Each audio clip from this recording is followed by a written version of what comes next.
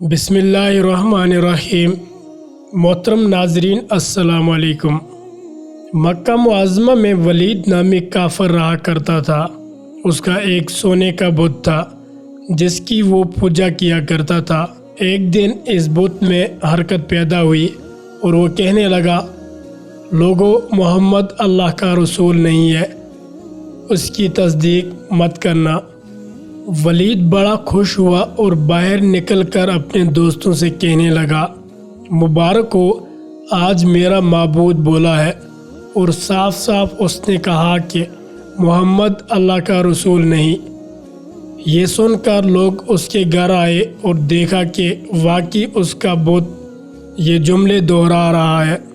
وہ لوگ بہت خوش ہوئے اور دوسرے دن ایک عام اعلان کے ذریعے ولید کے گھر میں ایک بہت بڑا اجتماع ہو گیا تاکہ اس دن لوگ بت کے منہ سے وہی جملہ سنیں۔ اس بڑے اجتماع میں ان لوگوں نے حضور صلی اللہ علیہ وسلم کو بھی دعوت دی تاکہ حضور پاک خود تشریف لا کر بت کے منہ سے وہی جملے سنیں۔ چنانچہ حضور صلی اللہ علیہ وسلم بھی تشریف لائے۔ جب نبی کریم تشریف لائے تو بت بول اٹھا، اے لوگو، خوب جان لو کہ محمد اللہ کے سچے رسول ہیں، ان کا ہر ارشاد سچا ہے اور ان کا دین حق پر ہے۔ تم اور تمہارے بت جھوٹے ہیں جو تمہیں گمراہ کرنے والے ہیں۔ اگر تم اس سچے رسول پر ایمان نہ لاؤ گے تو جہنم میں جاؤ گے۔ بس عقل مندی سے کام لو اور سچے رسول کی غلامی اختیار کر لو۔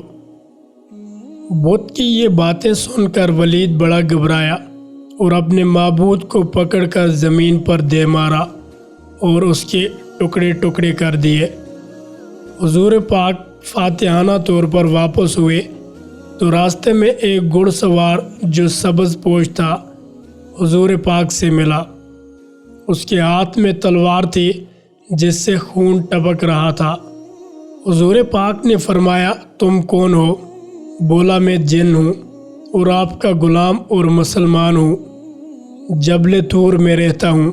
میرا نام معین الدین البر ہے۔ میں کچھ دنوں کے لیے کہیں باہر گیا ہوا تھا۔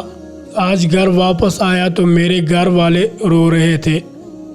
میں نے وجہ پوچھی تو معلوم ہوا کہ کافر جن جس کا نام مصفر تھا وہ مکہ میں آ کر ولید کے بت میں گھس کر حضور پاک کے خلاف فضول گوئی کر گیا ہے اور آج پھر وہ یہی بکواس دوبارہ بت میں گھس کر کرنے والا تھا۔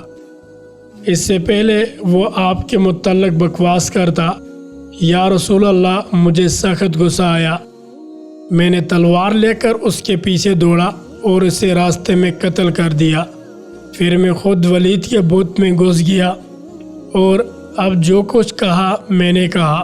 حضور پاک صلی اللہ علیہ وسلم نے یہ قصہ سنا تو بڑی خوشی کا اظہار کیا اور اپنے اس جن غلام کے لیے دعا فرمائی۔